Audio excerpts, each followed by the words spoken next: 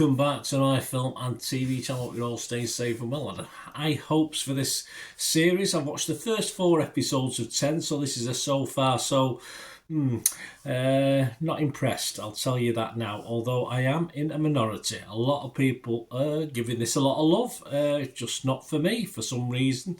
I'd love to know what you think, but let's have a quick chat about this. It's called The Studio. 10 episodes.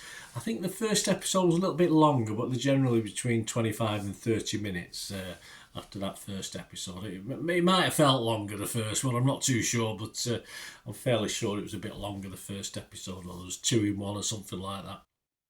So I've got up to the 9th of April. I'm recording this on the 10th of April, which is when episode 4 aired, and we're talking of Apple TV Plus, of course, for this one. It showed the first 2 episodes on March the 26th, and then it's been showing an episode 1 per week. It's a satirical comedy television series created by Seth Rogen. I don't mind Seth Rogen sometimes. He doesn't always impress me, and he didn't impress me particularly in this one. Evan Goldberg, Peter Hook, Alex Gregory and Frida Perez, all were involved in the creation of this. So a big team. I think they all threw words at it. I think they all threw lines in. All right, it's my turn for a line. Now it's your turn, because it's like a machine gun throughout this series of hopefully witty banter, but not particularly. It stars Rogen himself, Catherine O'Hara, Ike Barinholtz, Chase Suet, Wonders and Catherine Hahn, and lots of cameos from very well-known people, as you would expect. So, final episode is to air on May the 21st. So I'll tell you whether I'll be watching that. Probably not, but we'll talk about it.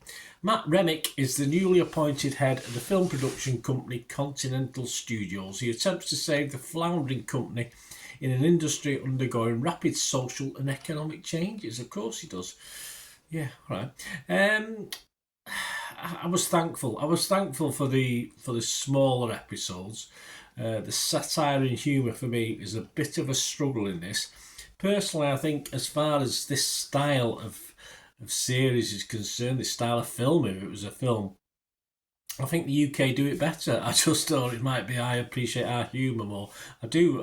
Don't get me wrong. There's some cracking US-based satirical things I've watched, but this, it's just, as I said, it's just with those writers, it's just sort of throwing words around for the sake of it, and relying on people to go, oh yeah, that's Zac Efron, or that's that's Martin Scorsese. It's sort of doing that doesn't make a series funny. It's sometimes it's less. You've got to sort of tone down the lines and go for a bit more visual humour as well. This tries very hard to entertain, but sometimes, as I said, less is more, and I'm just not happy with how many. The scripts for 30 minutes of these must have been sort of, like an hour and a half film. I thought Seth Rogen should be a good lead for this, but it doesn't really work for me. And none of the episodes of the 4 episodes I watched, he doesn't really sort of bed himself in for me. And people like someone like Will Ferrell, I think would have been better doing this, a better fit, and would have been better delivering the lines as well. I just thought sometimes he's just doesn't have that sort of I don't know, timing. Is it timing? Obviously he's obviously a comedian. Obviously he's very, very good at what he does. He earns a lot of money, but for me, his timing is really poor with some of the things in this. But I think, as I say, I think he's trying to get through that much that he's diluting the effect. Richard Lawson from Vanity Fair, a bit like me, scored it 40. He said, what ensues is mostly just a zany and increasingly tiresome workplace comedy peppered with catchy celebrity cameos. There is impressive craft to the series, whose complicated Curb Your Enthusiasm-esque plot structures are laid out in energetic long takes. Too often, though, that craft is undermined by lazy contrivances, hoary tropes that feel well beneath the high stylistic ambition of the series. Richard Lawson said it far better than I've been able to say it, but I totally agree with everything he says there. John Anderson was a little bit kinder. He's from the Wall Street Journal. He scored it 50. He said, I should probably admit to watching all 10 episodes fairly enthusiastically, though not without wondering what people thought they were doing. There are good ideas, but they managed to cancel themselves out. So that doesn't tell me from episode 5 to 10 it's going to get a lot better.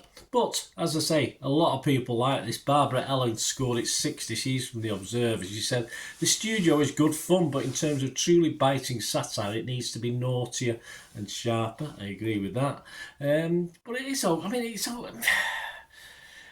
I thought it was okay the first 2 or 3, but by the end of episode 4, I just wasn't enjoying this at all. I just didn't even think there was that much to cling on to, good bits to sort of watch.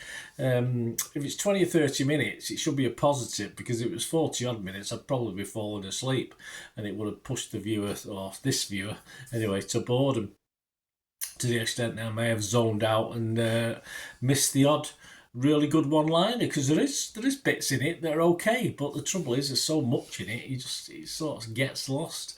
But as I said, there's a lot of love out there for this. Tim Glanfield from The Times gave it 100 out of 100. He said, and he's not unusual, he's not alone in this either. A lot of people are saying similar things. He said, laced with references to the silver screen at every turn and shot in such a way as to remind you of a golden age of cinema, the show walks a careful tightrope between silliness, satire and sentimentality, with quite exceptional results. The sun may be setting on Hollywood of old, but it has just risen on the best new comedy of the year so far. Yeah, Tim liked it. I don't mind the settings. The settings was excellent. I've been to Hollywood. I've been around some of those places that this was shot, but yeah, I honestly believe the rating this on what it should have been rather than what it is, the idea for it, the talent available, of course. And I think they're rating it on that rather than what we get, because I'm although as I say, most people will give you the individual scores in a minute on Rotten Tomatoes, etc. And most of the critics have watched all 10.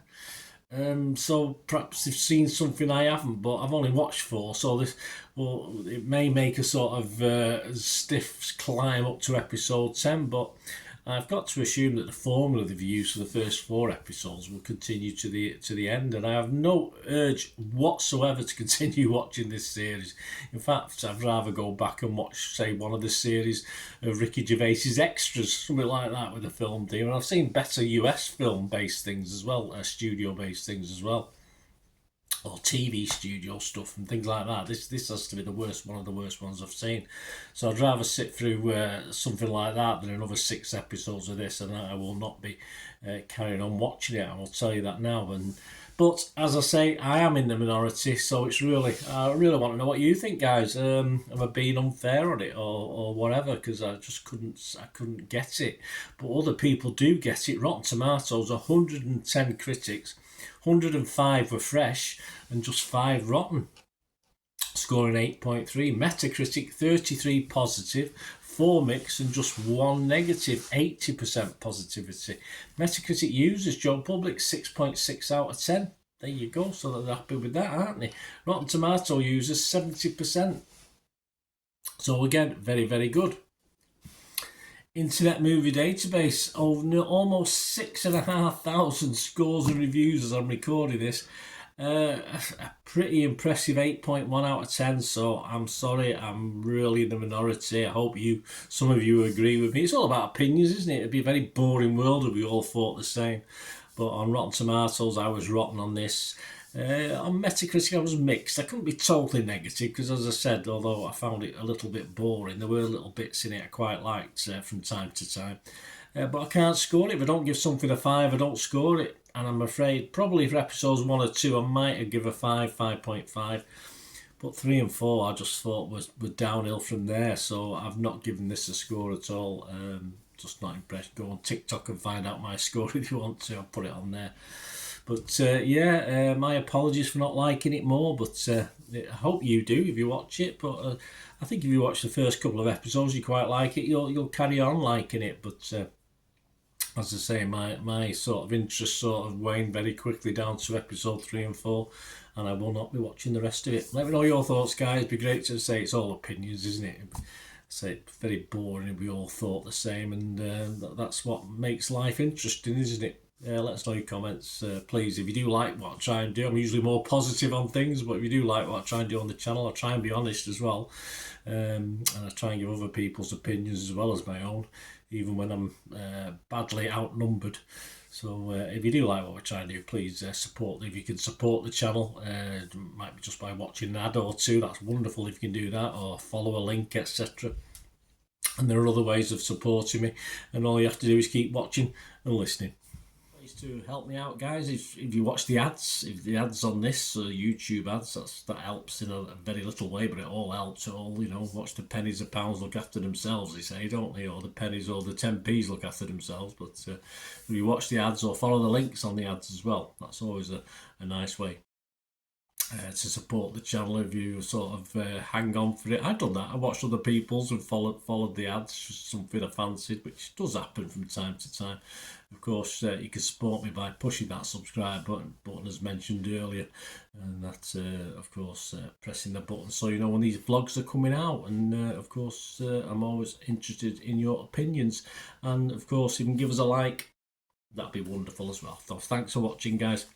Hopefully I'll join you very, very soon with something else. Until we meet again, I'll never ask one thing, don't I? Please stay safe, everyone. Bye for now.